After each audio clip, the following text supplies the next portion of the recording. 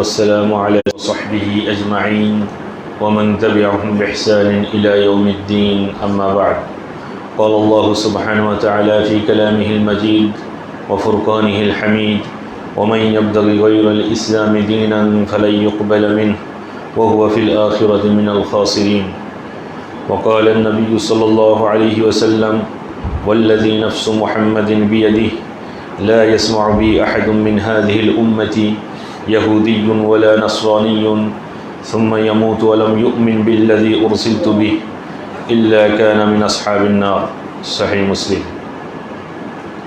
সর্বপ্রথম মহান রব্বুল আলামিনের শুকরিয়া জ্ঞাপন করছি যে মহান রব্বুল আলামিন আমাদেরকে মুসলিম ঘরে জন্ম দিয়েছেন এবং ইসলামের উপরে তাওহীদের উপরে অবিচল রেখেছেন, তার বিধিবিধানগুলো পালন করার তৌফিক দান করেছেন।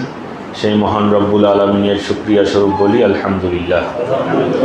দরুদ সালাম বর্ষিত হোক সেই মহামানবের প্রতি, আমাদের প্রিয় রাসূল সাল্লাল্লাহু আলাইহি সাল্লামের প্রতি, যিনি আমাদের মাঝে তাওহীদ নিয়ে এসেছেন, যিনি আমাদের মাঝে মুক্তির বার্তা নিয়ে এসেছেন, যিনি আমাদেরকে বাতলে দিয়েছেন, আমাদেরকে দিক নির্দেশনা দিয়েছেন আমাদের দুনিয়ার জন্য কোনটা কল্যাণকর এবং দুনিয়া ও আখিরাতের জন্য কোনটা অকল্যাণকর।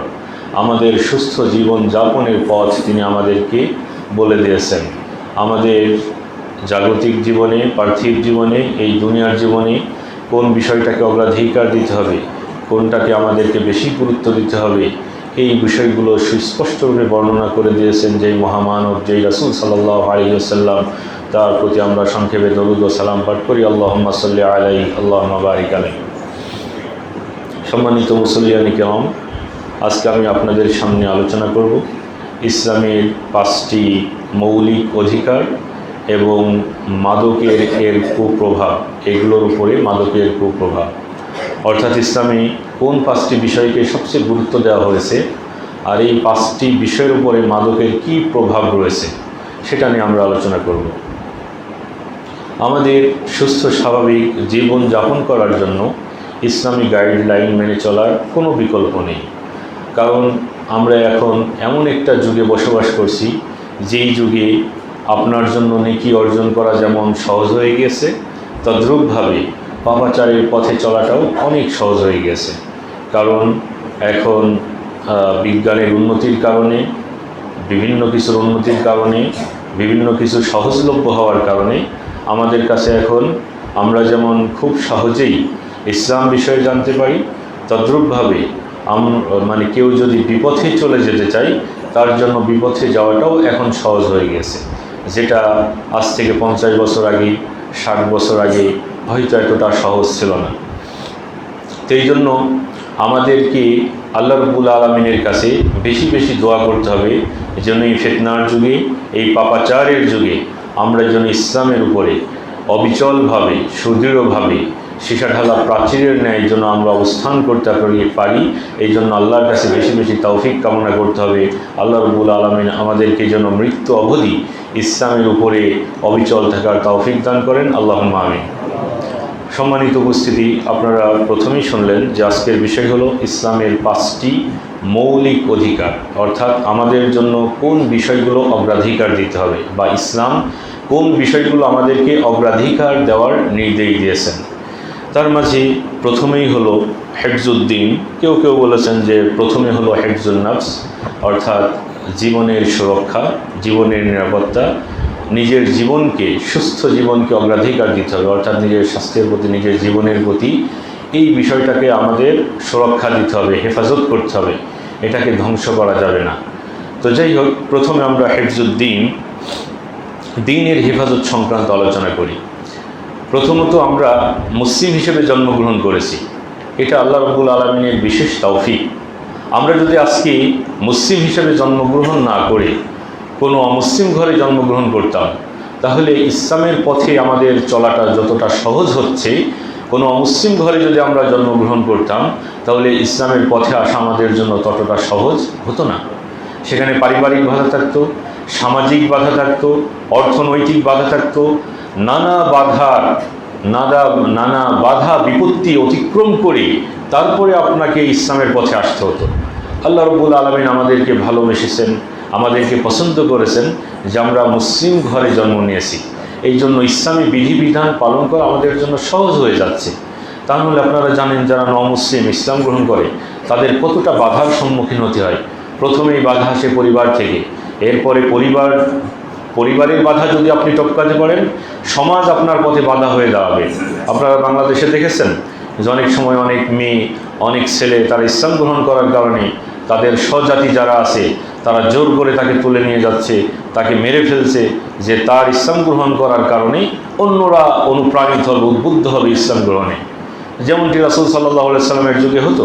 রাসূল সাল্লাল্লাহু আলাইহি সাল্লামের দাওয়াতে যারা সাড়া দিত তাদের উপরে জুলুম নির্যাতনের স্টিম রোলার চালিয়ে দেওয়া হতো। কেন? যাতে করে অন্যরা উদ্বুদ্ধ না হয়। এমনকি আবু বকর রাদিয়াল্লাহু তাআলা আনহু, সহিহ বুখারীর হাদিস, যে তিনি একবার বাড়ির বাইরে যখন তিনি আবু বকর রাদিয়াল্লাহু তাআলা আনহু তিনি হিজরত করে চলে যাচ্ছেন, মক্কা থেকে চলে যাচ্ছেন, তখন ইবনুদ দাগিনা একজন ব্যক্তি তার সাথে সাক্ষাৎ হয়। সেখানে অনেক লম্বা ঘটনা, সেখানে কথোপকথন হয়। তিনি বলেন যে ঠিক আছে, তুমি মক্কায় ফিরে যাও, তোমার জামিনদার হচ্ছে আমি। তো তিনি মক্কায় নিয়ে আসলেন, কিন্তু মক্কাবাসী শর্ত দেয়। শর্ত হলো কি, যে তিনি নামাজ, কালাম, তারপরে কোরআন তেলাওয়াত যেগুলো করবেন সেগুলো বাড়ির ভিতরে করবেন, বাইরে করবেন না। কিন্তু আবু বকর রাদিয়াল্লাহু আনহু কিছুদিন পরে আবার তিনি বাড়ির বাইরে, তার খোলার যেটা বলে আর কি, এই বাইরে তিনি একটা ছোট মসজিদ নির্মাণ করে সেখানে তিনি সালাত আদায় করা শুরু করলেন, কোরআন তেলাওয়াত শুরু করলেন। আর মক্কার মুশরিকরা যারা, বিশেষ করে নারী এবং শিশুরা, তারা এই আজীব কী জিনিস কোরআন তেলাওয়াত করছে, অদ্ভুত সুর, সুমধুর সুর, নতুনভাবে নামাজ পড়ছে, কৌতূহলবশত তারা সবাই আবু বকর রাদিয়াল্লাহু তাআলা আনহুর এই সালাত আদায় করা, কোরআন তেলাওয়াত করা, জিকির আজকার করা দেখতে লাগলো। মক্কাবাসী আবার ভীত হয়ে উঠল।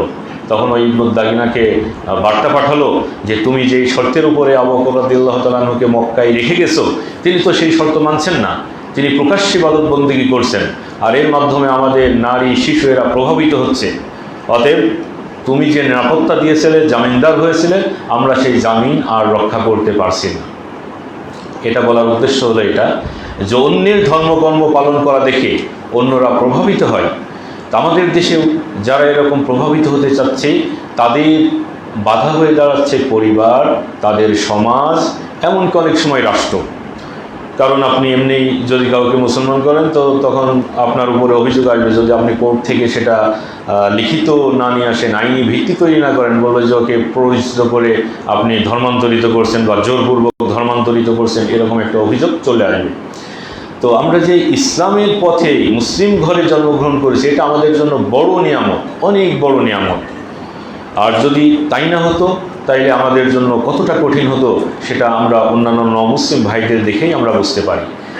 এমন একটা বড় নিয়ামত, যেই ইসলাম ছাড়া আল্লাহ রাব্বুল আলামিনের কাছে কোনো ধর্ম গ্রহণযোগ্য নয়, কোনো দিন হিসেবে বিবেচিত নয়, তেমন একটা ধর্মে আমরা, তেমন একটা দিনই ব্যবস্থায় আমরা যে জীবন যাপন করছি, এটাই সবচেয়ে বড় নিয়ামত। এই জন্য আমাদের বেশি শুকরিয়া আদায় করতে হবে, আলহামদুলিল্লাহ, এবং এটা হেফাজতের জন্য সর্বাত্মক চেষ্টা করতে হবে। এই জন্য ইসলাম যে 5টি বিষয়কে হেফাজতের উপরে সর্বোচ্চ গুরুত্ব দিয়েছে, তার ভিতরে প্রথম নম্বর হলো দিনের হেফাজত করতে হবে। এই প্রসঙ্গে আল্লাহ রাব্বুল আলামিন কোরআনুল কারীমে বলছেন, ওয়ামান ইয়াবতাগি গায়রাল ইসলামি দীনান ফালা ইউকবালা মিনহু ওয়া হুয়া ফিল আখিরাতি মিনাল খাসিরিন।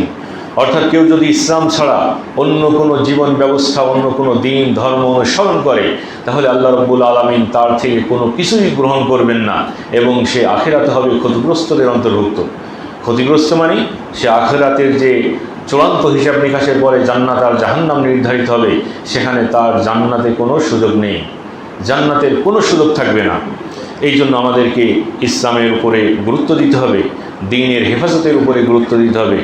রাসূল সাল্লাল্লাহু আলাইহি সাল্লাম ইরশাদ করেছেন, ওয়াল্লাযী নাফসু মুহাম্মাদিন বিয়াদিহি, ওই সত্তার শপথ যার হাতে মুহাম্মদ সাল্লাল্লাহু আলাইহি সাল্লামের জীবন, লা ইয়াসমাউ বি আহাদুম মিন হাযিহিল উম্মতি ইয়াহুদিয়্যুন ওয়ালা নাসরানিয়্যুন, এই উম্মতের, অর্থাৎ এরা উম্মাতুদ দাওয়া, যাদের প্রতি দাওয়াত নিয়ে রাসূল সাল্লাল্লাহু আলাইহি সাল্লাম এসেছেন, এই উম্মতের মধ্য হতে ইহুদি হোক নাসারা হোক, যেই আমার ব্যাপারে শুনবে, সুম্মা ইয়ামুতু ওয়া লাম ইউমিন বিল্লাযী উরসিলতু বিহি, অতঃপর ওই ইহুদি নাসারা যদি এমন অবস্থায় মারা যায়, আমি যে রিসালাত নিয়ে এসেছি তার উপরে ঈমান আনে নাই, ঈমান গ্রহণ ছাড়া যদি কোনো ইহুদি এবং খ্রিস্টান যদি তার স্বধর্মের উপরে মৃত্যুবরণ করে ইল্লা কানা মিন আসহাবিন নার, তাহলে সে জাহান্নামের অধিবাসীদের অন্তর্ভুক্ত হবে। নাউযুবিল্লাহ। তাহলে আল্লাহ রাব্বুল আলামিন কোরআনুল কারীমে যেটা বললেন, ওমাই ইয়াবতাগি গায়রাল ইসলামি দীনান ফালা ইউকবালা মিনহু, ইসলাম ছাড়া যে অন্য ধর্ম অনুসরণ করবে আল্লাহ রাব্বুল আলামিন তার কোনো কিছুই গ্রহণ করবেন না। তারই একটা বিশদ ব্যাখ্যা আসলো এই হাদিসে। অর্থাৎ যে ইহুদি হোক খ্রিস্টান হোক আমার ব্যাপারে শুনেছে, অথচ আমি আমার যে রেসালাত সেই রেসালাতের প্রতি ঈমান আনি নাই, এমন অবস্থায় যদি সে মৃত্যুবরণ করে তাহলে সে জাহান্নামের অধিবাসী হবে। এই হাদিসটি সহিহ মুসলিম, ইমাম মুসলিম সংকলন করেছেন। এখন একজন ব্যক্তি মুসলিম ঘরে জন্মগ্রহণ করলো, কিন্তু জন্মগ্রহণ করার পরে জীবনের একটা পর্যায়ে যে পড়াশোনার কারণে হোক, মাদকাসক্তের কারণে হোক, অর্থের প্রলোভনে হোক, অথবা পশ্চিমা জীবনযাপনে অভ্যস্ত হওয়ার কারণে হোক, যে কোনো কারণে যদি সে ইসলাম থেকে বের হয়ে যায় আর সে যদি ইসলামী শাসনের অধীনে থাকে, ইসলামী শাসন ব্যবস্থার অধীনে থাকে, তাহলে ওই ব্যক্তির জন্য করণীয় কি? ওই ব্যক্তির ক্ষেত্রে করণীয় হলো রাসূল সাল্লাল্লাহু আলাইহি সাল্লাম বলেছেন, মান বাদ্দালা দীনাহু ফাকতুলুহ, কেউ যদি তার ধর্মকে ত্যাগ করে অর্থাৎ ইসলাম যদি ছেড়ে দেয় তাহলে তাকে তোমরা হত্যা করে দাও। ইকরিমা রাহিমাহুল্লাহ তিনি বলছেন, উতিয়া আলিয়ুন রাদিয়াল্লাহু আনহু বিজানাদিকাতিন ফাহারাকাহুম, আলী রাদিয়াল্লাহু তাআলা আনহুর কাছে কিছু নাস্তিককে নিয়ে আসা হলো, যারা মুসলিম ছিল কিন্তু একটা পর্যায়ে গিয়ে তারা দিন ধর্ম ত্যাগ করে নাস্তিক হয়ে গেছে, এমন কিছু মানুষকে নিয়ে আসা হলো। তো আলী রাদিয়াল্লাহু তাআলা আনহু তাদের কী করলেন? আগুন দিয়ে পুড়িয়ে দিলেন। অথচ ইসলামে আগুন দিয়ে পুড়িয়ে দেওয়া নিষেধ আছে, যেটি আলী রাদিয়াল্লাহু তাআলা আনহু জানতেন না। ফাবালাগা যালিকা ইবনে আব্বাসিন, আলী রাদিয়াল্লাহু তাআলা আনহু কিছু নাস্তিককে আগুন দিয়ে পুড়িয়ে দিয়েছেন, এই ঘটনা আব্দুল ইবনে আব্বাস রাদিয়াল্লাহু তাআলা আনহুর কাছে পৌঁছলো। তখন আব্দুল ইবনে আব্বাস রাদিয়াল্লাহু তাআলা আনহু বলছেন যে আমি যদি ওই জায়গায় থাকতাম তাহলে আমি তাদেরকে পুড়িয়ে দিতাম না, আগুনে পোড়াতাম না। কেননা রাসূল সাল্লাল্লাহু আলাইহি সাল্লাম বলেছেন, লা তুআযিবু বিআযাবিল্লাহ, তোমরা আল্লাহর শাস্তি দ্বারা অন্যদেরকে শাস্তি দিও না। মানে আল্লাহ রাব্বুল আলামিন জাহান্নামে যারা অপরাধী, যারা তার তাওহীদকে মেনে নেয় নাই, যারা তার নির্দেশিত পথকে মেনে নেয় নাই, দিনকে জীবন ব্যবস্থা হিসাবে মেনে নেয় নাই, তাদেরকে জাহান্নামে শাস্তি দেবেন আগুন দ্বারা। অতএব রাসূল সাল্লাল্লাহু আলাইহি সাল্লাম নিষেধ করেছেন আমরা যেন আগুন দ্বারা কাউকে শাস্তি না দিই। এরপরে তিনি বলছেন, ওয়ালা কাতালতুহুম লিকাউলি রাসূলিল্লাহি সাল্লাল্লাহু আলাইহি সাল্লাম, আর আমি ওই নাস্তিকদের ধর্মত্যাগীদেরকে হত্যা করতাম, কেননা রাসূল সাল্লাল্লাহু আলাইহি সাল্লাম বলেছেন, মান বাদ্দালা দীনাহু ফাকতুলুহ, কেউ যদি তার ধর্ম ত্যাগ করে অর্থাৎ ইসলাম ত্যাগ করে তাহলে তোমরা তাকে হত্যা করো। এটি হলো সহিহুল বুখারী হাদিস। তো তার মানে দ্বীনের একটা অত্যন্ত গুরুত্ব রয়েছে। বিশেষ করে এখনকার যুগে মানে স্রষ্টায় অবিশ্বাসের সংখ্যা যদিও রয়েছে কিন্তু তারপরও অনেক কমে গেছে, কারণ এখন মানুষ বিভিন্নভাবে বিভিন্ন যুক্তির নিরিখে বলেন, সাইন্টিফিক কারণে বলেন, অনেকেই তারা বিশ্বাস করছে যে না স্রষ্টা একজন আছে। তো যেই স্রষ্টা আপনাকে সৃষ্টি করেছেন তিনি কি জানেন না যে আপনার জন্য কোন জীবন ব্যবস্থা উত্তম? অবশ্যই তিনি জানেন যে আপনার জীবন পরিচালনার জন্য কোন দিনকে আপনাকে মেনে চলতে হবে, এটি তিনিই সবচেয়ে ভালো জানেন। অতএব তিনি আমাদেরকে যেহেতু ইসলামের অনুসরণ করতে বলেছেন, অতএব আমাদেরকে ইসলামের অনুসরণই করতে হবে। আর আপনি যদি সেই মহামহিম আল্লাহ রাব্বুল আলামিন যিনি আহকামুল হাকিমিন তার বিধানকে লঙ্ঘন করে আপনি যদি অন্য কোনো ধর্ম অবলম্বন করেন তাহলে তো আপনাকে যে কোনো শাস্তি তিনি দিতেই পারেন, কারণ তিনি আপনার স্রষ্টা, তিনি আপনার রিজিকদাতা, তিনি আপনাকে সুস্থ রাখেন, তিনি আপনাকে সুন্দর বা ভালো কাজ করার তৌফিক দান করেন। অতএব এমন একজন মহামহিম আল্লাহ রাব্বুল আলামিনের নির্দেশ অমান্য করলে অবশ্যই তার জন্য শাস্তি থাকবে, এবং সেই শাস্তি দুনিয়াতে হলো তাকে হত্যা করে দেওয়া যদি কেউ ইসলাম ত্যাগ করে, আর আখিরাতে তার জন্য তো অনন্তকাল জাহান্নাম রয়েছেই। এরপরে দ্বিতীয় ইসলামের যেটি 2 নম্বর মৌলিক অধিকার সেটি হলো হিফজুন নফস, অর্থাৎ জীবনের নিরাপত্তা। আল্লাহ রাব্বুল আলামিন আপনাকে জীবন দিয়েছেন, এই জীবনকে সুশৃঙ্খলভাবে রাখতে হবে। শুধু তাই নয়, বরং এই জীবনের উপর যদি কখনো হুমকি আসে আর সেই হুমকি মোকাবেলা করতে গিয়ে যদি আপনি মারা যান তাহলে ইসলাম বলছে যে আপনি শহীদ, আপনি শহীদের মর্যাদা পাবেন। আপনার আল্লাহ রাব্বুল আলামিন আপনাকে সৃষ্টি করেছেন, আপনার একটা সুন্দর দেহ মন দিয়েছেন, আপনার শরীর দিয়েছেন, এই শরীরের উপর যদি কোনো অনৈতিকভাবে হুমকি আসে আর সেই হুমকি মোকাবেলা করতে গিয়ে যদি আপনি মারা যান তাহলে ইসলাম আপনাকে শাহাদাতের মর্যাদা দিয়েছে। ইসলাম হেফজুন নাফস, জীবনের নিরাপত্তা, জীবনের সুরক্ষার ব্যাপারে ঐতিহাসিক যে ঘোষণাটি দিয়েছে তা হলো আল্লাহ রাব্বুল আলামিন বলেন, কাতাবনা আলা বানি ইসরাঈলা, আমি বনু ইসরাঈলদের উপরে আবশ্যিক করে দিয়েছি, লিখে দিয়েছি, অবধারিত করে দিয়েছি, ফরজ করে দিয়েছি, আন্নাহু মান কাতালা নাফসান বিগাইরি নাফসিন, কেউ যদি অন্যায়ভাবে অন্য কাউকে হত্যা করে, আও ফাসাদিন ফিল আরদ, অথবা জমিনে বিশৃঙ্খলা সৃষ্টির উদ্দেশ্যে, ফাকান্নামা কাতালান নাসা জামিআ, তাহলে কেমন যেন সে একজন মানুষকে হত্যা করে নাই, পুরো মানব জাতিকে হত্যা করেছে। ওয়ামান আহইয়াহা ফাকান্নামা আহইয়ান নাসা জামিআ, আর কেউ যদি কাউকে জীবিত করে, তা কাউকে বাঁচিয়ে তোলে, তাহলে সে যেন পুরো মানব জাতিকেই বাঁচিয়ে তুলল। এখান থেকে একটা বিষয়, সেটা হলো যে রক্তদান। যখন রক্তদানের প্রতি আলেম ওলামারা উদ্বুদ্ধ করেন, তখন এই আয়াতটি পাঠ করেন, কারণ অনেক সময় জরুরি ডেলিভারির কারণে, কোনো আহত হওয়ার কারণে মানুষকে রক্ত দিতে হয়। তো রক্ত দেওয়ার উদ্বুদ্ধ করতে যে এই আয়াতটি আলেম ওলামারা ব্যবহার করেন, কারণ এখানে বলছেন যে ব্যক্তি একজন মানুষকে বাঁচিয়ে দিল, সেজন্য পুরো মানব জাতিকে বাঁচিয়ে দিল। অতএব আপনার রক্ত দেওয়ার মাধ্যমে যদি কোনো একজন ব্যক্তি বেঁচে যায়, তা আপনি কেমন যেন পুরো মানব জাতিকে বাঁচিয়ে দিলেন। অতএব রক্তদান এটা ইসলামে স্বীকৃত এবং খুবই একটা ভালো কাজ, সওয়াবের কাজ। এই জন্য আপনারা এতে পিছপা থাকবেন না, যাদের সামর্থ্য রয়েছে। অনুরূপভাবে রাসূল সাল্লাল্লাহু আলাইহি সাল্লাম বলেছেন, ইন্নাল্লাহা হারামা আলাইকুম দিমাআকুম ওয়া আমওয়ালাকুম ওয়া আরাদাকুম। এই হাদিসটি হলো বিদায় হজের সময়ের আল্লাহ রাসূল সাল্লাল্লাহু আলাইহি সাল্লামের ঐতিহাসিক ঘোষণা। রাসূল সাল্লাল্লাহু আলাইহি সাল্লাম বলছেন, আল্লাহ রাব্বুল আলামিন তোমাদের উপরে তোমাদের রক্ত, তোমাদের সম্পদ, তোমাদের মান সম্মানকে হারাম করেছেন। এর মানে কি? অর্থাৎ আমি অন্য কারোর আত্মসম্মানে কারোর মর্যাদাহানি করব না, কারোর ব্যাপারে বিদ্রূপ করব না, কাউকে টিটকারি করব না, কারোর গীবত করব না। অর্থাৎ একজন মানুষের মান সম্মান ক্ষুণ্ণ হয় এমন কোনো কাজ করব না, সেটা অফলাইন হোক অথবা অনলাইন হোক, সেটা ফেসবুকে হোক। এখন যদিও ট্রল করাটা খুব সহজ হয়ে গেছে, কিন্তু এগুলো ঠিক না, এগুলো হারাম। আপনি একজনের সম্মানহানি করছেন, বিদ্রূপ করছেন, টিটকারি করছেন, এগুলো ইসলাম সমর্থন করে না।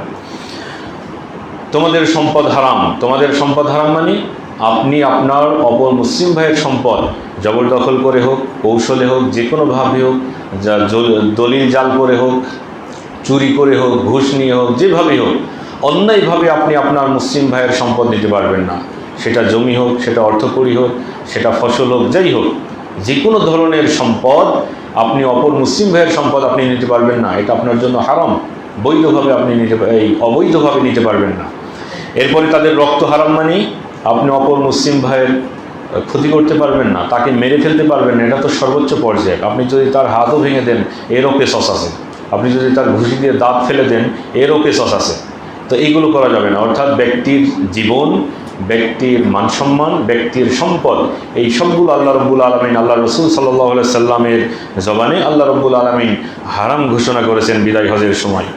অনুরূপভাবে রাসূল সাল্লাল্লাহু আলাইহি সাল্লাম বলেছেন, লা ইয়াহিল্লু দামু ইমরিইন মুসলিমিন ইয়াশহাদু আল্লা ইলাহা ইল্লাল্লাহ ওয়া আন্নী রাসূলুল্লাহ ইল্লা বিহিদা সালাসিন। অর্থাৎ কোনো মুসলমানের রক্তপাত ঘটানো বৈধ নয় যেই মুসলমান সাক্ষী দেয় যে আল্লাহ ছাড়া সত্য কোনো মাবুদ নেই এবং আমি আল্লাহর রাসূল, এরকম ঘোষণা যে মুসলিম দেয়, তার রক্ত ঝরানো বৈধ নয় তিনটা কারণ ছাড়া। সেই তিনটা কারণ কি? আন-নাফসু বিন-নাফসি, অর্থাৎ সে যদি অন্যায়ভাবে অন্য কোনো মুসলমানকে হত্যা করে, তাহলে ওই মুসলমানকে হত্যার কারণে তাকে হত্যা করা যাবে। এরপরে আরেকটি হলো ওয়াসাইয়্যিবুজ জানি, যে বিবাহ বন্ধনে আবদ্ধ থাকার পরেও অনৈতিক কাজে যুক্ত থাকে, অর্থাৎ ব্যভিচারে লিপ্ত হয় বিবাহিত ব্যক্তি, তাকে হত্যা করা যাবে। ওয়াল মুফারিক লিদীনিহি আত-তারিকু লিল জামাআহ, আর যে ব্যক্তি দিন থেকে বিচ্ছিন্ন হয়, জামাত থেকে বিচ্ছিন্ন হয়ে যায়। জামাত মানে আবার আপনারা এটা বোঝেন না যে আমাদের ইসলামিক দলগুলো জামাত, এর থেকে বের হলেই তাকে মারা যাবে না, এগুলো ভুল ব্যাখ্যা।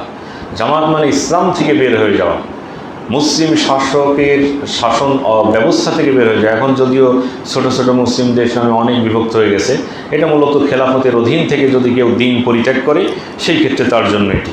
তাহলে আমরা এখান থেকে বুঝতে পারলাম যে তিনটা কারণ ব্যতীত কোনো মুসলিমকে হত্যা করা বৈধ নয়। এখান থেকে আমরা হিফজুন নাফস, জীবনের নিরাপত্তার কিছু বিষয় পাই।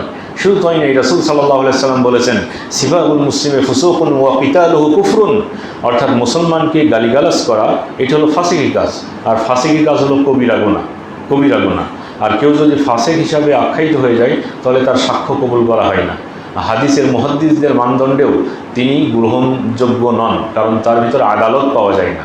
অতএব মুসলমানকে গালি দেওয়া হলো ফাসিকি, আর তাকে হত্যা করা হলো কুফরি। অনুরূপভাবে রাসূল সাল্লাল্লাহু আলাইহি সাল্লাম বলেছেন, ওয়ামান কুতিলা দুনা আহলিহি ওয়া দুনা দামিহি ফাহুয়া শাহীদুন। হাদিসে অনেকগুলো কথা বলা হয়েছে, তার ভিতরে এটা একটা অংশ।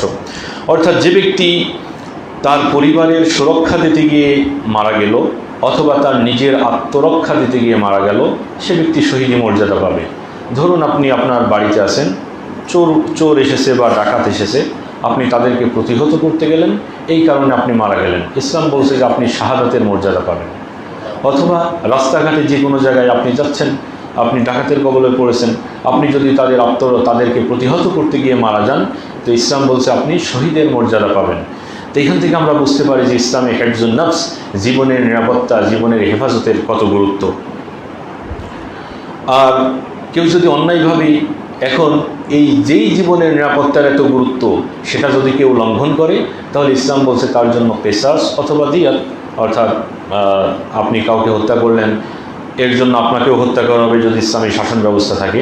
কিন্তু যদি নিহতের পরিবার তারা যদি হত্যা মওকুফ করে দিয়ে এর যদি রক্তপণ নিতে চাই, সেক্ষেত্রে আপনি একটা নির্দিষ্ট 100টা উট দিয়ে আপনি আপনার জীবন ফিরে পেতে পারেন।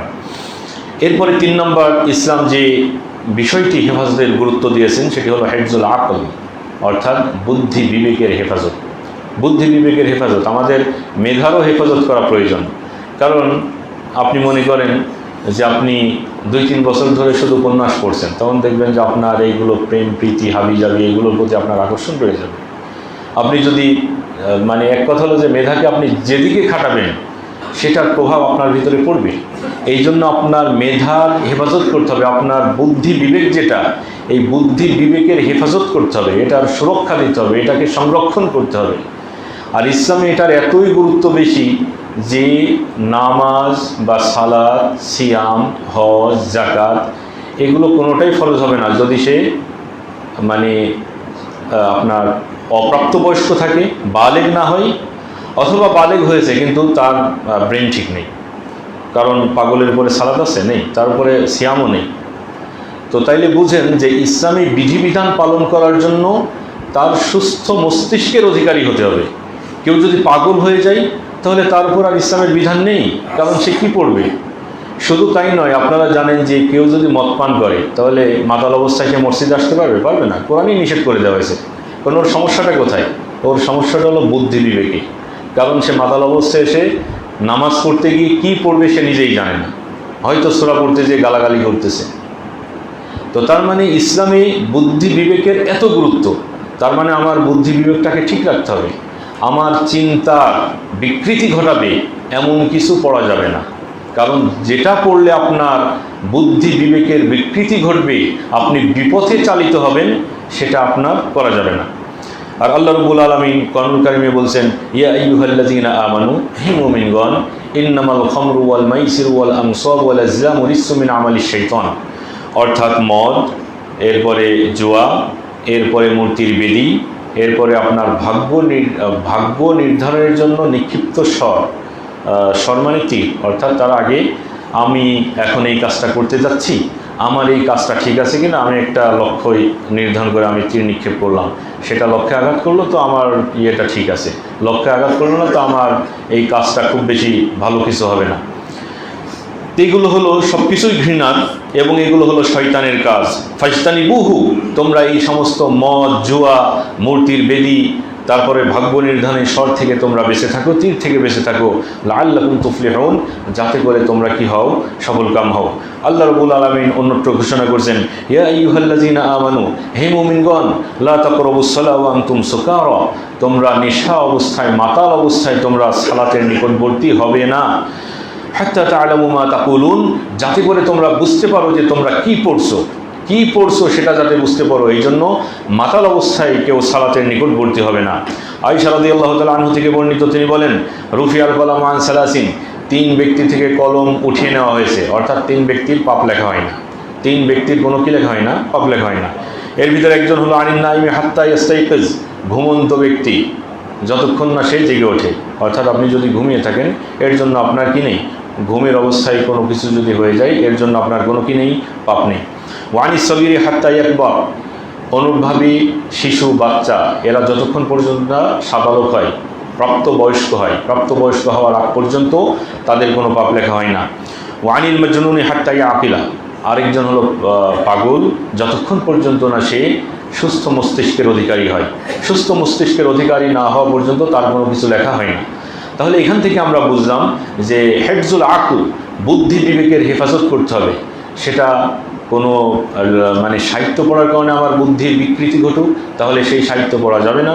অনুরূপভাবে কোনো মাদকদ্রব্য গ্রহণ করলে যদি আপনার বুদ্ধি, মাদকদ্রব্য গ্রহণ করার কারণে যদি আপনার বুদ্ধির বিকৃতি ঘটে, তো মাদকদ্রব্যও গ্রহণ করা যাবে না। মাদকদ্রব্য তো আমাদের আজকে এটা টপিক এবং এটা নিষিদ্ধ আমরা জানি, বরং মাদকদ্রব্য গ্রহণ করলে আমাদের বিবেক বুদ্ধির উপরে প্রভাব পড়ে, যেটা কোরআন দ্বারা প্রমাণিত।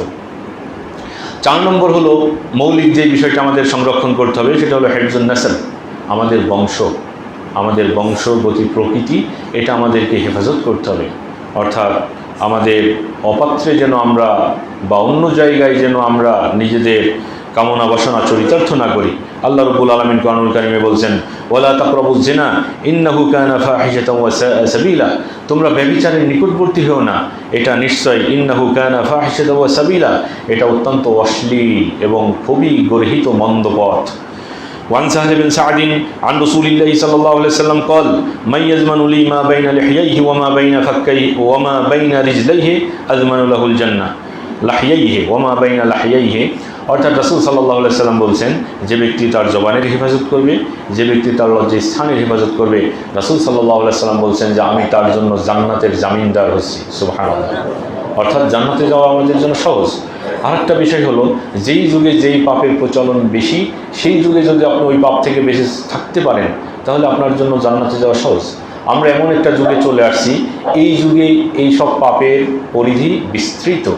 এখন যেমন জবানের পাপ, আমরা জবানের পাপ খালি মুখে বলছি না, আবার এখন তো সব কিছুর সহজ হয়ে গেছে। আপনার ভয়েস রেকর্ডার, মানে আগে আপনি টাইপ করতেন, এখন ভয়েস রেকর্ড করতে পারবেন, আর ওতেই আপনার ওইগুলো টাইপিং হয়ে যাচ্ছে, তাই না? তো তার মানে আপনি ফেসবুকেও আপনার মানে ভয়েস দিয়ে সেটাকে লিখিত রূপ দিতে পারছেন। তো তার মানে আপনি যেগুলো এখন লিখছেন হাবিজাবি ইত্যাদি, এরপরে আপনার এটা হলো জিহ্বার পাপ বা হাতের পাপ আপনি বলতে পারেন। এরপরে এখন যেহেতু কি বলে আর কি, যে নারী পুরুষের অভাব মিশ্রণ, এই জন্য এইসব পাপের প্রচার প্রসার বা এইগুলো বিস্তৃতি লাভ করেছে। এই জন্য আমাদের জন্য এই হাদিসগুলো এখন আরও বেশি প্রাসঙ্গিক, বেশি আমাদের পালন করতে হবে। তো আমাদের বংশ যদি আমরা ঠিক রাখতে চাই, তাহলে বিবাহ বহির্ভূত কোনো সম্পর্কে জড়ানো যাবে না, এর থেকে আমাদের বেঁচে থাকতে হবে। এবং ইসলামে একটা যে 5টি জিনিসের যে আপনার সুরক্ষা দিতে হবে, মৌলিক 5টি বিষয়, তার ভিতরে এটা একটা। অর্থাৎ আপনার বংশের হেফাজত করতে হবে এবং সেটা বিবাহ বহির্ভূত কোনো সম্পর্কে জড়ানো যাবে না। এরপরে 5 নম্বর যেটা, সেটি হলো হেফজুল মাল, অর্থাৎ সম্পদের সুরক্ষা। সম্পদ এটা অত্যন্ত গুরুত্বপূর্ণ বিষয়। এমনকি সম্পদের গুরুত্ব এত বেশি যে আপনি যদি মৃত্যুর আগে যদি আপনি ওসিয়ত করেন যে আমার সব সম্পদ আমি ওয়াকফ করে দিলাম, তো না, ইসলাম বলছে ওই আপনি এরকম নিয়াত করলেও ওখান থেকে সুলুস, 1/3 হলো আপনার দান করা হবে, আর বাকি আপনার ওয়ারিস যারা, উত্তরাধিকার যারা, তাদের জন্য রেখে দিতে হবে। তাহলে ইসলামের আপনি সম্পদের গুরুত্ব বুঝতে পারছেন। এই জন্য সম্পদ আপনি বৈধ পথে ইনকাম করবেন, নির্দিষ্ট পরিমাণ হলে আপনি যাকাত দিবেন, বৈধ পথে আপনি খরচ করবেন। এই 3টা শর্ত মেনে আপনি যতই ইনকাম করেন না কেন, কোনো সমস্যা নেই। সেটা হলো কি, বৈধ পথে ইনকাম, নির্দিষ্ট পরিমাণ সম্পদ হলে তার আপনি যাকাত দিবেন এবং বৈধ পথে আবার খরচ করতে হবে। তো এই জন্য সম্পদের অত্যন্ত গুরুত্ব রয়েছে। আল্লাহ রাব্বুল আলামিন কোরআনুল কারীমে বলছেন, ওয়ালা তুতুস সুফাহা আমওয়ালাকুমুল্লাতী জাআলাল্লাহু লাকুম কিয়ামা জাআলাল্লাহু লাকুম কিয়ামা ওয়ারযুকুহুম ফিহা ওয়াকসুহুম ওয়াকুলু লাহুম কাওলাম মা'রুফা। আল্লাহ রাব্বুল আলামিন বলছেন, যারা নির্বোধ, যারা সম্পদ কোথায় ব্যয় করতে হয়, কিভাবে কি করতে হয় এসব বুদ্ধি নেই, তোমরা এই ধরনের নির্বোধের তোমাদের সম্পদ দিও না। যেই সম্পদের তত্ত্বাবধায়ক করেছেন, অভিভাবক করেছেন, দায়িত্বশীল করেছেন তোমাদেরকে আল্লাহ রাব্বুল আলামিন যেই সম্পদের অভিভাবক করেছেন, সেই সম্পদ তোমরা নির্বোধদের হাতে তুলে দিও না। যে সম্পদ কোথায় ব্যয় করতে হবে, কোন কাজে ব্যয় করলে সেটা উপকারী হবে, এরকম জ্ঞান যাদের নেই, তাদেরকে তোমরা সম্পদ দিও না। তো তার মানে এখান থেকে আমরা সম্পদের হেফাজতের বিষয় বুঝতে পারছি। আল্লাহ রাব্বুল আলামিন বলছেন ওয়ালা তুবাজ্জির তাবযীরা, তুমি সম্পদকে অপচয় করবে না। ইন্নাল মুবাজ্জিরিনা কানু ইখওয়ানাশ শায়াতিন, আর যারা অপচয়কারী তারা হলো শয়তানের ভাই। নবী সাল্লাল্লাহু আলাইহি সাল্লাম বলেছেন ইন্নাল্লাহা কারিহা লাকুম সালাসান, আল্লাহ রাব্বুল আলামিন তোমাদের জন্য তিনটি বিষয় অপছন্দ করেন। এক নম্বর হলো কিল অকাল, যারা শুধু মানে মানে আমরা বাংলাতে বলি, বিশেষ করে আমাদের কিলোকাল করা আর কি, খালি মানে এর কথা ওর বা বিভিন্ন বিষয়ে উনি এটা বলেছেন ইত্যাদি। ওয়াইজাআতাল মাল, এবং সম্পদ বিনষ্ট করা এটা আল্লাহ রাব্বুল আলামিন অপছন্দ করেন। ওয়াকাসরাতাস সুয়াল, আর বেশি বেশি প্রশ্ন করা। আবু সাঈদ আন সাঈদ ইবনে সাঈদ থেকে বর্ণিত, নবী সাল্লাল্লাহু আলাইহি ওয়াসাল্লাম বলেন মান কুতিলা দুনা মালিহি ফাহুয়া শাহীদুন, অর্থাৎ যে ব্যক্তি তার সম্পদ রক্ষা করতে গিয়ে মারা গেল সে হলো শহীদ। এখন এই সম্পদ, এটা যদি কেউ অন্যের সম্পদ যদি কেউ বিনষ্ট করে, তো সম্পদ যেই টাইপে বিনষ্ট করা হয়, অর্থাৎ ব্যক্তিগতভাবে তো আপনি আপনার সম্পদের অপচয় করতে পারবেন না, সম্পদ অপাত্রে দিতে পারবেন না।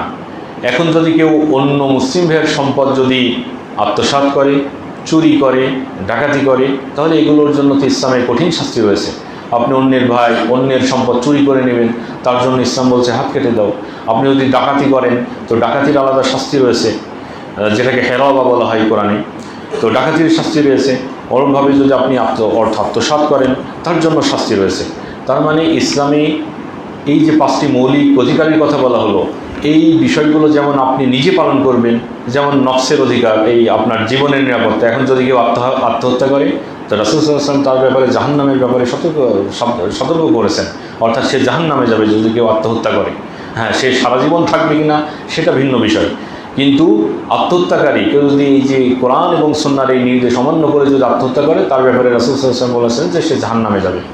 অতএব এই যে 5টি মৌলিক বিষয়ের কথা বলা হলো, এই 5টি বিষয় অত্যন্ত গুরুত্বপূর্ণ। আর এই 5টি মানে কেউ যদি মাদক আসক্ত হয়, তো এই 5টার উপরেই প্রভাব পড়ে। আর এই জন্য রাসূল সাল্লাল্লাহু আলাইহি ওয়াসাল্লাম বলেছেন যে তোমরা মদ থেকে বেঁচে থাকো, কেননা মদ হলো উম্মুল খাবায়েস, অর্থাৎ যত ধরনের পাপ আছে এই সব পাপগুলোর মূল হলো মদ। সব পাপের মূল হলো কি? মদ।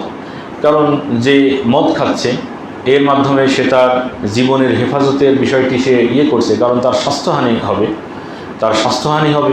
এমনকি আমরা বিশেষ করে শুধু মদ না, মাদক বলতে তো শুধু মদ বোঝাই না, মাদকের ভিতরে সব কিছুই অন্তর্ভুক্ত। হেরোইন, ফেনসিডি, লিয়াবা, হাবিজাবি যত কিছু আছে এগুলো সবই অন্তর্ভুক্ত। আমরা দেখতে পাই যে একজন মানুষ ভালো ছিল, সুস্থ সবল ছিল, কিন্তু সে এই মাদকাসক্ত হওয়ার কারণে সে নামাজ ছেড়ে দিচ্ছে, তার পরিবারের সমস্যা তৈরি হচ্ছে, বিভিন্নভাবে তার হচ্ছে। মাদকের মাধ্যমে তার সম্পদের বিনষ্ট হচ্ছে, মাদকের মাধ্যমে সে দেখা যাচ্ছে শারীরিকভাবে অক্ষম হয়ে পড়ছে, যার কারণে সে বিবাহ করতে পারছে না, এর মাধ্যমে তার বংশ রক্ষা হচ্ছে না। তো এই যে আমরা ইসলামের 5টি মৌলিক বিষয় আমরা উল্লেখ করলাম, কেউ যদি মাদকাসক্ত হয় তাহলে এই মূলত মাদকের মাধ্যমে এই ইসলামের যে 5টি মৌলিক বিষয়, এই 5টি মৌলিক বিষয়কেই লঙ্ঘন করা হয়। যে মাদকাসক্ত সেই মূলত ইসলামের এই 5টি যে মৌলিক বিষয় আমরা বললাম, সে কোনোটাই মানছে না এবং সবগুলোতে তার সমস্যা হওয়ার যথেষ্ট সম্ভাবনা রয়েছে। তো আমরা মাদক সম্পর্কে আপনাদের সামনে কিছু আলোচনা করি যে মাদক হলো কি। মাদক হলো যাহা নেশা সৃষ্টি করে তাই মাদক, যেটাই নেশা সৃষ্টি করবে সেটাই হলো কি? মাদক।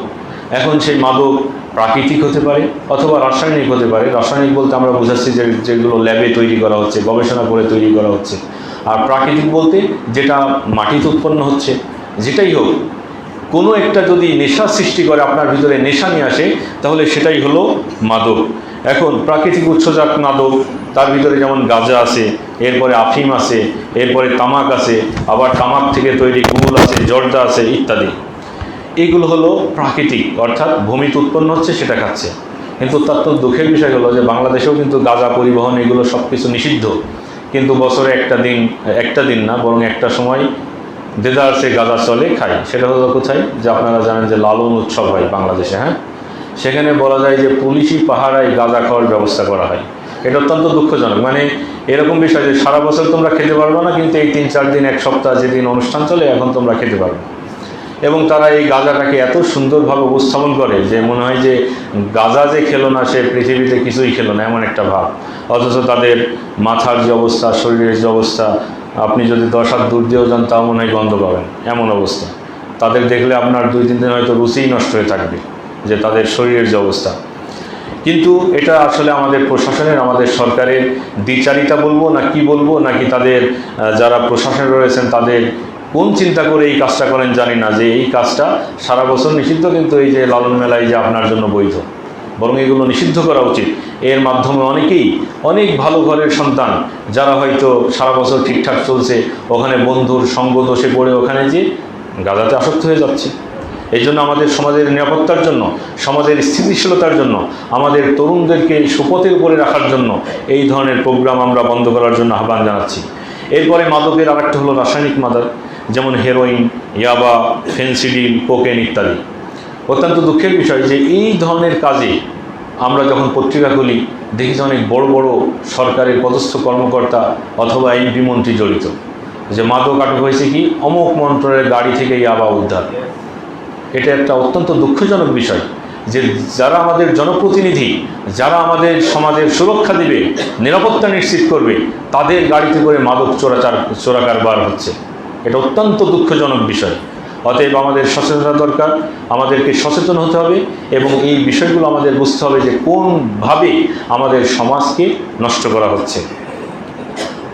এখন প্রশ্ন হলো যে মাদকের উৎপত্তি কখন, অর্থাৎ কখন থেকে পৃথিবীতে মাদক প্রচলন হলো। কারণ মানুষ তো আদম আলাইহিস সালামের মাধ্যমে এই পৃথিবীতে জনবসতির সূচনা, তিনি একজন নবী, তো তার বংশ প্রকৃতি এবং আল্লাহ রাব্বুল আলামিন যুগে যুগে নবী রাসূলগণ প্রেরণ করেছেন, তাদের দাওয়াতি কাজ ছিল। তারপরেও মানুষ কখন থেকে আসলে মাদকে আসক্ত হলো, এ প্রসঙ্গে যারা ঐতিহাসিক তারা অনেকেই উল্লেখ করেছেন যে পৃথিবীতে 4000 বছর আগে সুমেরীয় যে সভ্যতা ছিল তাদের মাঝে প্রথমে আফিমের ব্যবহার পাওয়া যায়। আজ থেকে প্রায় না খ্রিস্টপূর্ব 4000 বছর আগে আপনার আফিমের ব্যবহার পাওয়া যায়, যে সুমেরীয় সভ্যতা যারা সামেরি বলে ইত্যাদি, ওদের মাঝে এটার ব্যবহার পাওয়া যায়। হাশিশের ব্যবহার পাওয়া যায় প্রায় 3000 বছর পূর্ব থেকে, আর কোকেনের ব্যবহার পাওয়া যায় যে আপনার দক্ষিণ আমেরিকার প্রায় 500 বছর আগে থেকে কোকেনের ব্যবহার পাওয়া যায়। এটি হলো সংক্ষিপ্তভাবে যে মানুষের মাঝে মাদকের বিস্তার। মুসলমানদের মাঝে কখন মাদক আসে এই ব্যাপারে শাইখুল ইসলাম ইবনে তাইমিয়া রাহিমাহুল্লাহ তিনি বলছেন যে 6ষ্ঠ হিজরির শেষ এবং 7ম হিজরির শুরু, এই সময় মুসলমানদের ভিতরে বিশেষ করে হাশিশের প্রচলন ঘটে। আমাদের দেশে হয়তো এগুলো নেই, কিন্তু আরব বিশ্বে হাশিশ নামে এক ধরনের মাদক সেখানে রয়েছে। তো মাদকের প্রচলন কেন ঘটে? মাদকের প্রচলন কেন ঘটে, যেটা আমরা জানি, বিড়ি, সিগারেট এইগুলোর প্যাকেটে লেখা থাকে যে ধূমপান মানে বিষপান, তারপরেও সবাই খাচ্ছে। হ্যাঁ, আসলে এটা নিজের সুস্থতা, যে আমার মস্তিষ্ক সুস্থ কিনা সেটা নিয়েই প্রশ্ন করা উচিত। যে যেখানে লেখা রয়েছে ধূমপান মানে বিষপান, তারপরও আমরা খাচ্ছি, এটা কি জন্য খাই আল্লাহু আলাম, আল্লাহ তাদের হেদায়েত দান করুক, আল্লাহুম্মা আমিন। তো এই যে মাদকগুলোর বিস্তার কেন, তার ভিতরে 1 নম্বর হলো যাফুল ওয়াজি আদ-দীনি, যে আপনার দ্বীনি যে চেতনা, সেই চেতনা দুর্বল হয়ে যাওয়া। দ্বীনি চেতনা যদি আপনার দুর্বল হয়ে যায় তাহলে আপনি যে কোনো পাপের দিকে পা বাড়াতে পারেন। আর এর দলিল ইন্নাস সালাতা তানহা আনিল ফাহশাই ওয়াল মুনকার, আল্লাহ রাব্বুল আলামিন বলছেন যে সালাত হলো কি অশ্লীল, মন্দ, গর্হিত কাজ থেকে বিরত রাখে। তো আপনার সালাত যদি অশ্লীল গর্হিত কাজ থেকে বিরত না রাখতে পারে তাহলে বুঝতে হবে যে আপনার দ্বীনি চেতনা লোপ পেয়েছে, আপনার সালাত ঠিকমতো হচ্ছে না, অথবা আপনি সালাত পড়ছেন না তাই আপনি বিভিন্ন পাপে জড়িয়ে পড়ছে, তাহলে আপনাকে মসজিদমুখী হতে হবে। এবং বাস্তবেও সালাত অনেক কাজ থেকে, অনেক অশ্লীলতা থেকে দূরে রাখে। কারণ একজন যদি 5 ওয়াক্ত সালাত আদায় করে তাহলে তার পক্ষে আসলে পাপ কাজ করার সময় নেই। কারণ আপনি একটা কাজ করতে বলবেন, দেখবেন যে আসর আজান দিয়ে দিয়েছে, আপনি যদি আসর নামাজে মসজিদ আসে তাহলে আপনার ওই খারাপ কাজ করা সম্ভব হবে না। এই জন্য আপনি দেখবেন যে 5 ওয়াক্ত সালাত আদায় করে এদের ভিতরে পাপের পরিমাণ খুবই কম। আমি বলছি না যে তারা সবাই ফেরেশতা নিষ্কলুষ, কিন্তু যারা নামাজ কালাম পড়ছে না তাদের তুলনায় যারা নামাজি তাদের ভিতরে পাপের হার খুবই কম। আর এটাই আল্লাহ রাব্বুল আলামিন বলছেন যে ইন্নাস সালাতা তানহা আনিল ফাহশাই ওয়াল মুনকার। অতএব যারা এই ধরনের কাজে যুক্ত হচ্ছে তাদেরকে আপনারা মসজিদমুখী করুন। এর মাধ্যমে যখন তার দ্বীনি চেতনা জাগ্রত হবে, শক্তিশালী হবে, তাহলে সে পাপের পথ থেকে ফিরে আসবে। অনুরূপভাবে রাসূল সাল্লাল্লাহু আলাইহি সাল্লাম বলেছেন, লা ইয়াজনি যানি হিনা ইয়াজনি ওয়া হুয়া মুমিন। কেউ মুমিন অবস্থায় ব্যভিচার করতে পারে না। যখন সে ব্যভিচার করে সে আর তখন মুমিন থাকে না, মানে তার ঈমান দুর্বল হয়ে পড়ে। দুর্বল না হলে সে ব্যভিচারে লিপ্ত হতে পারে না। ওয়ালা ইয়াসরিকু সারিকু হিনা ইয়াসরিকু ওয়া হুয়া মুমিন। অনুরূপভাবে মুমিন অবস্থায় সে চুরি করতে পারে না, তার মানে তার ঈমান দুর্বল হয়ে পড়েছে। অতএব আমাদের প্রথম নম্বর কাজ হলো যেই ধরনের পাপাচার থেকে মুক্ত থাকার জন্য দ্বীনি চেতনাকে জাগ্রত করতে হবে ইবাদত বন্দেগীর মাধ্যমে। 2 নম্বর হলো ফারাগ, অর্থাৎ অবসরতা, অর্থাৎ অবসর। আপনার কোনো কাজ নেই, কাম নেই, এই জন্য বসে বসে দেখা যাচ্ছে যে আপনি অলস সময় যাপন করছেন, আর এর মাধ্যমে আপনি কী হয়ে যাচ্ছেন, বিপথে পরিচালিত হচ্ছেন। আর রাসূল সাল্লাল্লাহু আলাইহি ওয়াসাল্লাম এই অবসর সম্পর্কে সতর্ক করেছেন, নিয়ামাতানি মাগবুনুন ফীহিমা কাসীরুম মিনান নাস আস-সিহহাতু ওয়াল ফারাগ। 2টি নিয়ামতের ব্যাপারে মানুষ ধোঁকায় পড়ে থাকে, তার ভিতরে হলো সুস্বাস্থ্য আর একটা হলো অবসর। কারণ আমরা যখন দেখা যাচ্ছে যে আর সময় নেই, তখন আমরা বলি এটা যদি আগে করতাম, পূর্ব থেকে করতাম। আবার যখন আমরা অসুস্থ হয়ে পড়ছি, আমি যদি সুস্থ থাকতাম তাহলে আমি আজকে এই ভালো কাজটা করতে পারতাম। এই জন্য আপনার যতক্ষণ পর্যন্ত আপনি সুস্থ আছেন আর অবসর আছেন, এই সময়গুলোকে কাজে লাগান। মানে প্রতারণার ভিতরে পড়বেন না, ধোঁকায় পড়বেন না, বরং এই সময়গুলো কাজে লাগাবেন। অনুরূপভাবে আমাদের বিপথে বা মাদকের দিকে পরিচালিত হওয়ার আরেকটা কারণ হলো কোরআনা ওসু, অর্থাৎ মানে মন্দ সাথী বা আপনার যে সহচর্য, আপনি যার সাথে ঘোরেন সে আপনার ভালো নয়। আর এটা আপনি দেখবেন যে মূলত মানুষ পাপের পথে যাই হলো বন্ধুদের মাধ্যমে। যে আপনার কাছের বন্ধু সেই মূলত পাপের দিকে নিয়ে যায়। এই জন্য ইসলামের বন্ধু নির্বাচনকে খুব গুরুত্ব দেওয়া হয়েছে। যেমন আল্লাহ রাব্বুল আলামিন বলছেন, আল-আখিল্লাউ ইয়াওমাইযিন বা'দুহুম লিবা'দিন আদু ইল্লাল মুত্তাকিন। অর্থাৎ মুত্তাকি ছাড়া কিয়ামতের দিন একজন বন্ধু আর একজন বন্ধুর দুশমন হয়ে যাবে। কারণ ওই যে পাপের কারণে হচ্ছে, তখন ওর নাম বলে দেবে, ওর নাম বলে দেবে, একজন অস্বীকার করবে, না আমি এটা করি নাই, ও করেছে, ইত্যাদি। অনুরূপভাবে রাসূল সাল্লাল্লাহু আলাইহি সাল্লাম ইরশাদ করেছেন, আর রাজুল আলা দীনি খালিলিহি ফালইয়ানজুর আহাদুকুম মা ইউখালি। অর্থাৎ একজন মানুষ তার বন্ধুর দিনের উপরে থাকে, অতএব সে কাকে বন্ধু হিসাবে নির্বাচন করছে সেটা যেন ভালোভাবে সে দেখে নেয়। অতএব মাদক বিস্তারের অন্যতম একটা কারণ হলো অসৎ সঙ্গ বা একটা দুষ্টু বন্ধুকে যদি আপনি গ্রহণ করেন, তাহলে মাদকের দিকে যাওয়ার যথেষ্ট সম্ভাবনা আছে। অতএব এখান থেকে আমাদের দূরে থাকতে হবে। আরেকটি হলো মাদক বিস্তারের কারণ হলো পারিবারিক দ্বন্দ্বকলহ। অনেক সময় স্বামী স্ত্রীর ভাবে মিল থাকে না, এর প্রভাব পড়ে সন্তানদের উপরে, অথবা স্ত্রীর বদমেজাজের কারণে বা স্বামীর বদমেজাজের কারণে একে অপরে কী হয়ে যায়, মাদকাসক্ত হয়ে যায়, যে তার সাংসারিক দুঃখ কষ্ট ভুলে থাকার জন্য সে মাদকের ভিতরে ঝুঁকে যাচ্ছে। অতএব আমাদেরকে পরিবারের সাথে ভালো আচরণ করতে হবে। এমনকি রাসূল সাল্লাল্লাহু আলাইহি ওয়াসাল্লাম বলেছেন যে তোমাদের মাঝে উত্তম সেই ব্যক্তি যে তার স্ত্রীর কাছে উত্তম, আমি আমার স্ত্রীর কাছে উত্তম।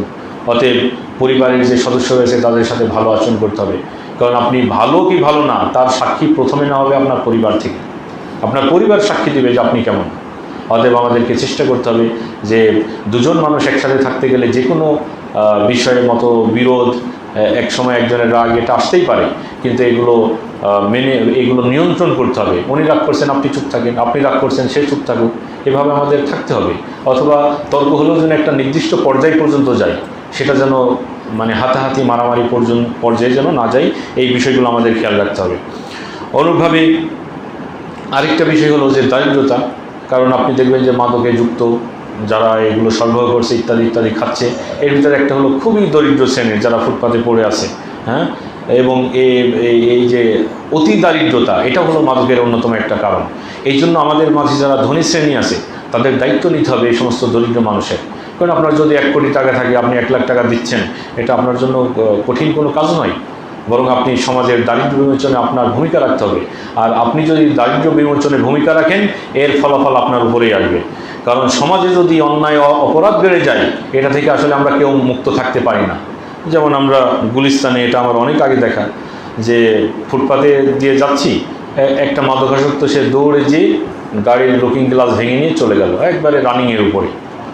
তো তার মানে সমাজে যখন অপরাধীর মাত্রা বেড়ে যায়, তখন আপনি ভালো হয়েও সেটা আপনাকে স্পর্শ করে। আসলে তো আপনি আসেন গাড়ির ভিতরে, তারপরও বাইরে থেকে একজন লুকিং গ্লাস ভেঙে নিয়ে চলে যাচ্ছে। তো এই জন্য সমাজে অপরাধ সংঘটিত হওয়ার যে সমস্ত কারণ, সেই কারণগুলো নির্মূল করতে তৎপর থাকতে হয়, তা না হলে দেখা যাচ্ছে। আর এই জন্যই কিন্তু ইসলামে আসছে আল আমরু বিল মারুফ ওয়া নাহি আনিল মুনকার, সৎ কাজের আদেশ, অসৎ কাজের নিষেধ। কারণ যখন অপরাধ হচ্ছে, আপনি যদি সেটা বাধা না দেন, তাহলে সেই অপরাধের ছোঁয়া একসময় আপনার পর্যন্তও চলে আসতে পারে, অথচ আপনি নির্দোষ, অথচ আপনি তাতে দোষী নন। এই জন্য ইসলামে আল আমরু বিল মারুফ ওয়া নাহি আনিল মুনকারে অনেক গুরুত্ব রয়েছে। অতএব আপনারা যারা অতি দরিদ্র শ্রেণী, তাদের প্রতি আপনারা সহযোগিতার হাত বাড়িয়ে দেবেন, যেন তারা এই অপরাধ থেকে ফিরে আসে। আরেকটি কারণ হলো মাদক বিস্তারের, সেটা হলো মাদককে অনেক স্মার্ট হিসাবে দেখানো, যেটা সাহিত্য, বিভিন্ন নাটক, সিনেমা, হাবিজাবি ইত্যাদি, এগুলোতে মাদককে অত্যন্ত সুন্দর হিসাবে তুলে ধরা হয়, স্মার্টনেস হিসাবে তুলে ধরা হয়। এটা আসলে একটা শয়তানের প্রচারণা, বরং শয়তান আমাদের সামনে এই ধরনের কাজগুলোকে তুলে ধরছে। এরপরে মাদকের ক্ষতি কী? তো মাদকের ক্ষতির ভিতরে প্রথম ক্ষতি হলো যে আপনার দিনের ক্ষতি। কারণ একজন মানুষ, ওই যে আমরা কোরআনের আয়াত থেকে আমরা বললাম যে আল্লাহ রাব্বুল আলামিন বলেছেন যে তোমরা কি মাতাল অবস্থায় নামাজের কাছে আসবে না। তার মানে আপনি যদি মাতাল হন, তো আপনি নিজেই তো নামাজের কাছে আসবেন না। কিন্তু আল্লাহ রসুলের যুগে সাহাবীদের ভিতরে ইমানি চেতনা অনেক বেশি ছিল, যে মদ কিন্তু একবারে হারাম হয় নাই, মদ হারাম হওয়ার পর্যায়ে আছে। তার ভিতরে একটা পর্যায় যে যেখানে নামাজের সময় তারা মদ খেতে পারবে না, বাকি সময় খেতে পারবে। কিন্তু সাহাবীরা দেখা যাচ্ছে যে এক সময় একটা অনুষ্ঠানে তারা মদ খেয়ে নামাজের সময় বুঝতে হয়েছে, আবার তারা নামাজ পড়তে শুরু করছে। কিন্তু এখন যারা মাতাল, তারা কি নামাজে আসে না, তো তাদের তো নামাজের সাথেই কোনো সম্পর্ক নেই। তো তার মানে যারা এই যে মাদকাসক্ত, এদের প্রথম ক্ষতি হলো সে দিন থেকে দূরে সরে যায়, দিন থেকে দূরে সরে যায়। আপনারা দেখবেন যে অনেক ভালো মানুষ যে প্রথম দিকে নামাজ কালাম পড়তো, কিন্তু মাদকে আসক্ত হওয়ার কারণে সে আর এখন নামাজ পড়ে না, তার ইসলামী লেবাস পোশাক আর নেই। বিশেষ করে এটা তরুণদের ভিতরে আমরা দেখেছি, এবং এটা বাস্তবেই রয়েছে। আপনারা যদি একটু সমাজে চোখ মেলে তাকান, তাহলে এ ধরনের উদাহরণ আপনারা পেয়ে যাবেন। এরপরে হলো স্বাস্থ্যগত ক্ষতি, যেটা আমরা বললাম যে মাদক খেতে খেতে আমরা দেখেছি যে তার মস্তিষ্কের বিকৃতি ঘটে গেছে, অর্থাৎ সে আর এখন স্বাভাবিক নেই, অ্যাবনর্মাল হয়ে গেছে, অস্বাভাবিক হয়ে গেছে। যেটার স্বাস্থ্যগত ক্ষতি রয়েছে। অথচ আল্লাহ রাব্বুল আলামিন বলছেন ওয়ালা তুলকু বিআইদিকুম ইলা তাহলুকা, তোমরা নিজেদেরকে ধ্বংসের দিকে ঠেলে দিও না। কিন্তু মাদকাসক্তের মাধ্যমে আমরা নিজেদেরকে ধ্বংসের দিকে ঠেলে দিচ্ছি। অনুরূপভাবে সামাজিক সমস্যা, সামাজিক ক্ষতি হলো যে মাদকাসক্ত থাকলে সেখানে আপনার চুরি, ছিনতাই, হাবিজাবি এগুলো বেড়ে যায়।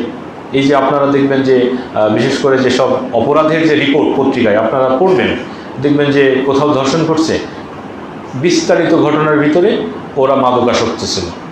কোথাও হত্যা করছে, হত্যা করার আগেই যে ওই যে আপনার অনেক সময় দেখা যায় যে সন্তান বাবা মাকে মেরে ফেলেছে, কি ওনার সন্তান মাদকাসক্ত। তো আপনি হত্যাকাণ্ড বলেন, ধর্ষণ বলেন, চুরি, ছিনতাই, যে কোনো অপরাধ বলেন, দেখবেন যে ওর ভিতরে ম্যাক্সিমাম হলো যারা মাদকাসক্ত তারা জড়িত। কারণ তাদের আর সুস্থ চিন্তা নেই, সে যে ক্ষতি করতে যাচ্ছে এই চিন্তাই তার লোপ হয়ে গেছে, এই জন্য এই কাজগুলো তারা করছে। তো এটা একটা সমাজের ভিতরে এই মাদকাসক্তি, এটা একটা সামাজিক ব্যাধি। এই জন্য আমাদের সকলের সচেতনতার মাধ্যমে সামগ্রিকভাবে, সম্মিলিতভাবে আমাদের এই সমস্যা থেকে উত্তীর্ণ হতে হবে। নিজেদের সন্তান, নিজেদের আত্মীয় স্বজন সবাইকে সতর্ক করতে হবে এই মাদকের ব্যাপারে। অনুরূপভাবে মাদকের আরেকটি ক্ষতি হলো অর্থনৈতিক। এটা তো আমরা বুঝি যে মাদকের ক্ষতি অর্থনৈতিক, মানে আপনি মাদকাসক্ত এর মাধ্যমে খালি আপনি নিজের ক্ষতি করছেন না, বরং আপনি সরকারের রাষ্ট্রীয় কোষাগারও আপনি উজাড় করে দিচ্ছেন। কারণ বাংলাদেশে মাদকাসক্ত নিরাময় কেন্দ্র আছে না, তো আপনি সেখানে ভর্তি হচ্ছেন, সেখানে ডাক্তারের আপনার ফি দিতে হচ্ছে না, ডাক্তারের ফি দিতে হচ্ছে, সরকারের এই স্থাপনাগুলো তৈরি করতে হচ্ছে এই মাদকাসক্তের নিরাময়ের জন্য, তারা যেন মাদক থেকে ফিরে আসে। তো এইভাবে দেখা যাচ্ছে সরকার বলেন, আবার সরকার সে তো নিজে টাকা, সরকার তো আর নিজে টাকা করছে না, বরং সরকারকে যে আপনি যে ট্যাক্স ভ্যাট দিচ্ছেন সেখান থেকেই খরচ করতেছে আপনার পিছনে। তো তার মানে এই যে মাদকাসক্ত যদি আমরা না হতাম, তাহলে এই অর্থটা তিনি কোনো আমাদের কি বলে যেটা ভালো কাজ সেখানে তিনি ব্যয় করতে পারতেন, আমাদের যেগুলো উপকারমূলক কাজ সেখানে ব্যয় করতে পারতেন। কিন্তু আমি মাদকাসক্ত হওয়ার কারণে আমি সমাজের জন্য, পরিবারের জন্য, নিজের জন্য, রাষ্ট্রের জন্য আমি বোঝা হয়ে যাচ্ছি। অতএব এর একটা অর্থনৈতিক দিক রয়েছে। আরেকটি হলো নিরাপত্তাগত দিক, যেটা আমরা বললাম যে ম্যাক্সিমাম যারা অপরাধের সাথে যুক্ত এরা হলো মাদকাসক্ত। এরপরে মাদকের বিধান কি? যে কোনো ধরনের মাদক, সেটা ইয়াবা হোক, যেই হোক, মানে আপনি মদ, এর কথা তো কোরআনে সরাসরি আছে। কিন্তু যে কোনো প্রকারের মাদকই হোক না কেন সেটি হলো হারাম। আর এর পক্ষে কোরআন, সুন্নাহ এবং ইজমা এর দলিল রয়েছে। আল্লাহ রাব্বুল আলামিন কোরআনুল কারীমে বলছেন, আল্লাযীনা ইয়াত্তাবিউনা আর-রাসূলান নাবিয়্যাল উম্মিয়্যাল্লাযী ইয়াজিদুনাহু মাকতুবান ইনদাহুম ফিত তাওরাতি ওয়াল ইনজিল, অর্থাৎ যারা ওই রাসূল এবং নবীর অনুসরণ করেন যার উল্লেখ তারা তাদের তাওরাত এবং ইনজিলে পায়। সেই নবী কী করেন? ইয়া'মুরুহুম বিল মা'রুফ, সেই জনগণকে, মানুষদেরকে সৎ কাজের আদেশ দেয়। ওয়া ইয়ানহাহুম আনিল মুনকার, তিনি অসৎ কাজ থেকে নিষেধ করেন। ওয়া ইউহিল্লু লাহুমুত তাইয়্যিবাত, আর তাদের জন্য উত্তম বস্তু হালাল করেন। ওয়া ইউহাররিমু আলাইহিমুল খাবায়েস, এই আয়াতের দলিল হলো এই জায়গায়। ওয়া ইউহাররিমু আলাইহিমুল খাবায়েস, আর যেগুলো খবিস, যেগুলো নিকৃষ্ট মন্দ, এই জিনিসগুলো তিনি কী করেন? হারাম করেন। অর্থাৎ যেটা মন্দ, নিকৃষ্ট, শরীরের জন্য ক্ষতিকর, এই বিষয়গুলো রাসূল সাল্লাল্লাহু আলাইহি ওয়াসাল্লাম কী করেছেন? হারাম করেছেন। তো খবিস এটা একটা আম শব্দ, ব্যাপক অর্থের শব্দ। এর ভিতরে গাঁজা, ফেনসিডিল, মদ, ইয়াবা এই সবগুলোই অন্তর্ভুক্ত হয়ে যাবে। অনুরূপভাবে আল্লাহ রাব্বুল আলামিন বলছেন, ইয়া আইয়ুহাল্লাযীনা আমানু ইন্নামাল খামরু ওয়াল মাইসিরু ওয়াল আনসাব, অর্থাৎ আল্লাহ রাব্বুল আলামিন মদকে হারাম করেছেন। তো মদ কাকে বলা হয়? মা খামারাল আকল, যা বুদ্ধি বিবেককে লোপ পেয়াই বা বুদ্ধি বিবেককে আচ্ছন্ন করে ফেলে। অতএব হিরোইন, ফেনসিডিল এগুলো খেলেও বুদ্ধি বিবেক কী হয়? আচ্ছন্ন হয়ে যায়, অর্থাৎ আপনার স্বাভাবিক চিন্তা চেতনা লোপ পায়। অতএব এগুলোও মদের অন্তর্ভুক্ত হবে। অনুরূপভাবে রাসূল সাল্লাল্লাহু আলাইহি ওয়াসাল্লামের হাদিস রয়েছে যে আব্দুল্লাহ ইবনে ওমর রাদিয়াল্লাহু তাআলা আনহু থেকে বর্ণিত, তিনি বলছেন, কুল্লু মুসকিরিন খামরুন ওয়া কুল্লু খামরিন হারামুন। এই যে এটা একটা সুস্পষ্ট দলিল, কুল্লু মুসকিরিন খামরুন, যাই নেশা সৃষ্টি করে তাই হলো মদ, মানে যেটাই নেশা সৃষ্টি করবে সেটাই কি? মদ। অতএব যা থেকেই আপনার নেশা হবে সেটাই হলো কি? মদ। আর প্রত্যেক মদই হলো কি? হারাম। আবার অন্য জায়গায় এসেছে, মা আসকারা কাসীরুহু ফাকালিলুহু হারামুন, যেটা অল্প খেলেই নেশা আসবে, মা আসকারা কাসীরুহু, যেটা বেশি খেলে নেশা আসবে, সেটা অল্প খেলে সেটা অল্পও হারাম। যেটা বেশি খেলে নেশা আসবে সেটা অল্পও হারাম। অর্থাৎ যেমন তামাক, সেটা হয়তো আপনি বেশি না খেলে আপনি বুঝতে পারবেন না, এখন অল্প খেলে তো আপনি বুঝতে পারছেন না, এটা হারাম। ঠিক আছে? তো এইভাবে রাসূল সাল্লাল্লাহু আলাইহি ওয়াসাল্লাম আমাদেরকে নিষেধ করেছেন। অনুরূপভাবে অনেক আলেম ইজমা বর্ণনা করেছেন, যে ইবনু তাইমিয়া এবং জারকাশি রাহিমাহুল্লাহ এনারা ইজমা বর্ণনা করেছেন যে হাশিশ বলেন, ওই সময় হাশিশের ব্যাপক প্রচলন ছিল। শাইখ ইবনু তাইমিয়া রাহিমাহুল্লাহ তিনি যেই সময়ের, তিনি হলেন 728 হিজরিতে মৃত্যুবরণ করেছেন। তো তার আগেই হাশিশের প্রচলন ছিল। তো তিনি ওই সময় আলেমদের অবস্থা বর্ণনা করেছেন যে সকল আলেম একমত, যে ধরনের হাশিশ টাশিশ যা আছে এগুলো সব হলো হারাম, এগুলো সবই হারাম।